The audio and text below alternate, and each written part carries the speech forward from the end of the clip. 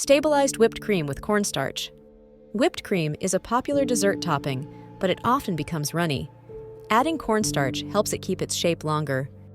Stabilized whipped cream lasts longer in the fridge and holds up better in heat, making it great for advanced dessert prep. For the recipe, you'll need heavy cream, min 36% fat, powdered sugar, cornstarch, and vanilla extract for flavor. Recipe specifics: 1 cup heavy cream, 2 TBSP powdered sugar, 1 TSP cornstarch, and 1/2 TSP vanilla extract, with both US and metric measurements provided. Start by chilling your bowl and whisk. Mix the powdered sugar and cornstarch, then whip the cream and add these ingredients gradually. Ensure the cream is cold for better whipping. Avoid overbeating to prevent a grainy texture, and store properly if not using immediately. Using stabilized whipped cream enhances desserts by maintaining a fluffy texture for days, perfect for cakes, drinks, or fruits.